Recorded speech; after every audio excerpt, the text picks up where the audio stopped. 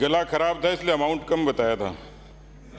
माननीय सभापति महोदय, वैसे तो इस संशोधन में राजनीतिक रूप से कहने का स्कोप खूब है, तकनीकी रूप से कम है।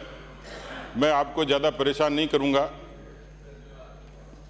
आपको नहीं, आपको मैं निवेदन कर रहा था, ये बैठे बैठे बोलने की आदत मत डालो, अच्छी परंपराएं नहीं है, नए आए हो, सीख लो कुछ।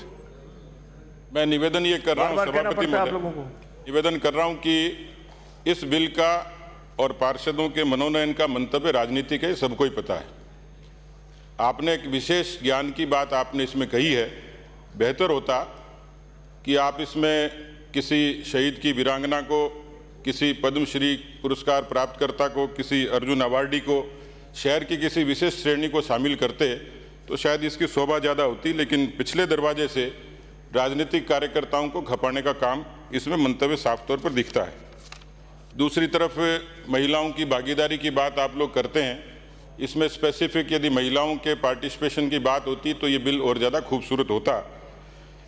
माननीय सभापति महोदय, ग्रास रूट की डेमोक्रेसी की पिलर है निकाय और पंचायती राज। ये दृश्य पहले देखा है कि पंचायती राज के चुनाव इस कार्यकाल में किस तरीके से डिले हुए और किस तरीके से वो संस्थाएं कमज़ोर हुई। एक तरफ हम ग्राम सभा के सशक्तिकरण की बात करते हैं, दूसरी तरफ शहरों के विकास की बात करते हैं। लेकिन पिछले 2.25 साल के इस पूरे कालखंड में चुनाव भी डिले हुए, परिसीमन पर सवाल उठे और उन संस्थाओं के वित्तीय हालात इतने कमज़ोर हैं कि जिसमें आपने एडमिट किया है कि हमारे पास देने के लिए तनख्वाहें नहीं हैं।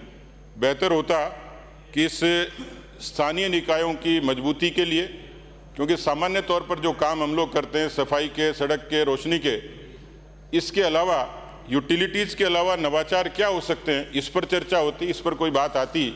तो मुझे लगता है कि ये सदन भी ठीक तरीके से इस पर चर्चा करता। आपका बहुमत है, ये बिल आप ले आए, इसको पारित कर लेंगे। लेकिन मुझे लगता है एथिकली ये काम ठीक हुआ नहीं है। इतनी बड़ी खेप आप जब खपाएंगे तो मैं पिछले दिनों देख रहा था कई नगरपालिकाओं ने लैपटॉप का, किसी ने भत्ते का, और ये सारे जो भर्ती करोगे कल ये आपसे हीरो होंडा भी मांगेंगे। तो मुझे लग रहा है कि इस बिल की और इस प्रोविजन की उपयोगिता साफ तौर पर दिखाई नहीं देती है। इसमें कुछ कंट्राडिक्शन है दत्तक को लेके, और जो पहली संख्या थी वो अपने आप में सीमित थी। उसकी संख्या का जैसा अभी नेता प्रतिपक्ष ने बताया वो साफ तौर पर दिखता है कि बहुत छोटी नगरपालिकाओं में इतने सारे लोग होंगे। मैं आपसे निवेदन कर रहा हूं, ये मुस्टंडा शब्द संसदीय है या असंसदीय है? मुस्टंडा संसदीय है, मुस्टंडा असंसदीय तो फिर मैं नहीं बोलूंगा, वरना तो ये 8 और 6 और 4 मुस्टंडे भर्ती करने के बाद नगरपालिकाओं की स्थिति क्या होगी ये समझ सकते हैं। बहुत बहुत धन्यवाद।